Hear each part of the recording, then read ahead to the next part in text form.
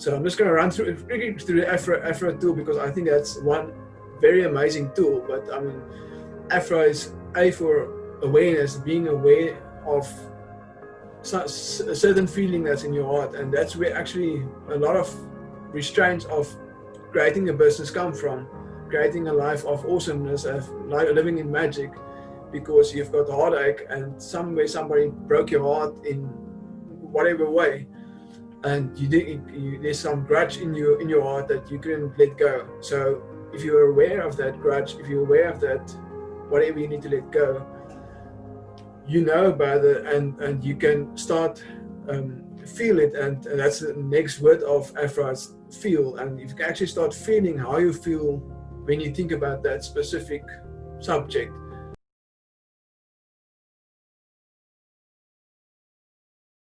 Any habit takes 66 days to reach automaticity. So to run you through the cycles, 21 days, the first 21 days will really disrupt you. It will be messy, you will find new ways, you will feel all out of place. It's the same as building a house. You do renovations or building a house. You're very excited in the beginning, and then you get through the phase that you actually do the renovations, and everything is dusty, everything is all over the place, and everybody is just not in a good space. Up till the point that you reach the end of the project and the renovations is done, your house is beautiful. And it's the same with the habit. The initial part is very disrupted, but when you reach the end, which will be 66 days, you will have a beautiful end. So the idea of forming habits is really just for you to reach success in various aspects of your life. It would be personal life, it would be success in your business, getting your business to a new level. So all these techniques is really based on, it will have the same effect in everything in your life, however you see success. And success is just not just money. Success could be personal life, it could be money, it could be business, it could be all kinds of things.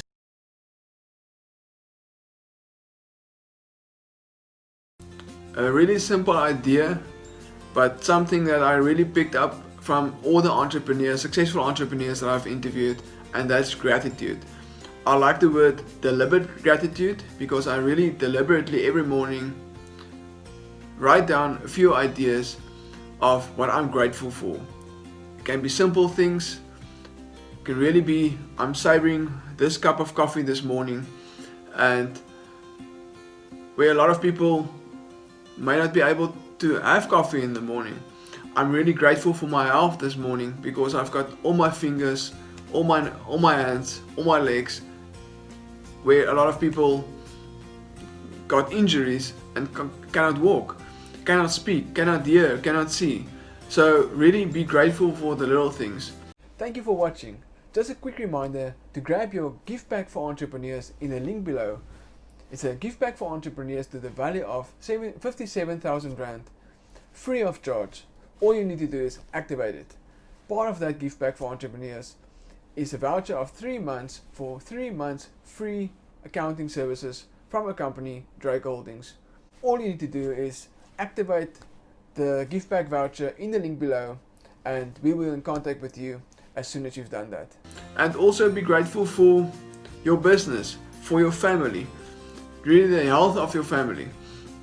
And the great thing about gratitude is also, as well, is really the counter effect of hedonic adaptation.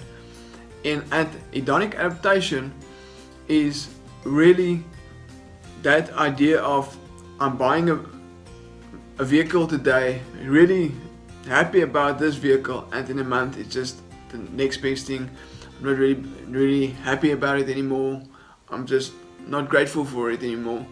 And the same idea of moving into a house, everybody's very happy. It's an real emotional ride of everybody's happy, and in a month or two you're not really grateful for it anymore as you've been a month or two ago. So gratitude really just takes us back to our roots of the small little things that we need to be grateful for.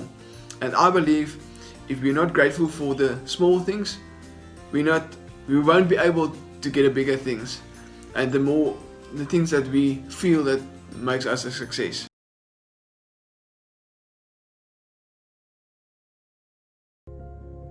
I came to realize that people are toxic, people are naysayers, but they don't really realize that. I mean, they're doing the best they can with the ability that they have, with the awareness that they have. So it's not to say somebody, when I say somebody's a toxic person or a naysayer or negative person, that's in my view at that stage in my life. But it's not to say it's a bad person. It's just a person at that stage with obviously some issues from their heart, from the soul, that they need to work through. Doesn't make them a bad person. It just doesn't make the right fit for me right now in my life.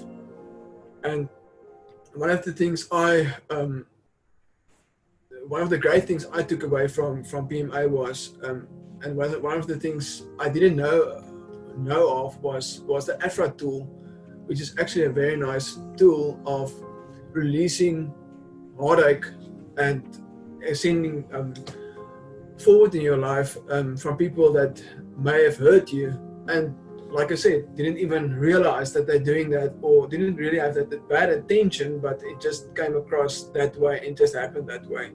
So I'm just going to run through the Afro tool, because I think that's one very amazing tool. But I mean, Afro is for awareness, being aware of a certain feeling that's in your heart, and that's where actually a lot of restraints of creating a business come from, creating a life of awesomeness, of living in magic, because you've got heartache and somewhere somebody broke your heart in whatever way, and there's some grudge in your heart that you couldn't let go. So if you're aware of that grudge, if you're aware of that whatever you need to let go, you know about it, and you can start feel it, and that's the next word of Afro, is feel. And if you can actually start feeling how you feel when you think about that specific subject, and once you actually feel that in your body, you can start, the next step is to actually release that, and to release that person, release that feeling.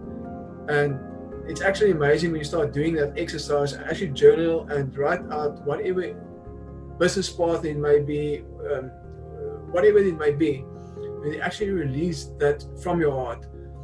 And the last step obviously is ascent. Afro, the last letter A, is for ascent, and actually from there rise up and creating a new business, being creative again. I found that whenever there's somewhere that I need to release or need to let go of somewhere, I believe somebody done something to me that I believe was negative, and I actually release that, I'm a lot more productive in my business. I create way better results just because of actually release that and seeing it upwards.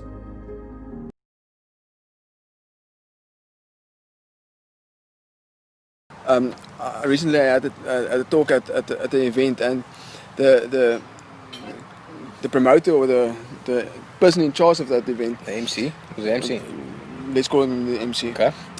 He actually, while I was talking, he was keep asking me, but he told me, I mean, there's no way I can wake up this early. I mean, and at a certain point of time, I told him, that's exactly your reason why you can't wake up at 4 or 5 or 6 or whatever in case you want to wake up in the morning, because you program your subconscious mind really that you can't. This is me now. Exactly. I mean, like, and you've been there as personally, well. I've done an interview with you previously exactly. that you told me that. Yeah. And you repeat that to yourself, and your subconscious mind believe it. Sure. And because you feel it every day to him. So at the moment I told him that, a week later he started waking up earlier, just because he released that idea that he can't. So I think that's really the first thing about morning rituals or morning routine, is that really just believe and tell yourself you can.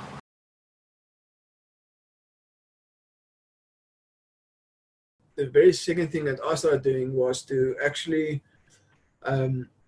start taking my, the pre-planning of your week, or the weekly design system, to to chunk out every single portion of your day in for time for morning routine, time for clients, time for creating stuff, time for spending time with your family, time for weekly massage, like as well, time for walking the woods. So I think the weekly design system works very well for me, and I chunk my day from 8 to 1 is really my time to really focus, and from there I would attend meetings or do whatever I need to do, be there for my team, but from 8 to 1 is my go-to time and really focusing time.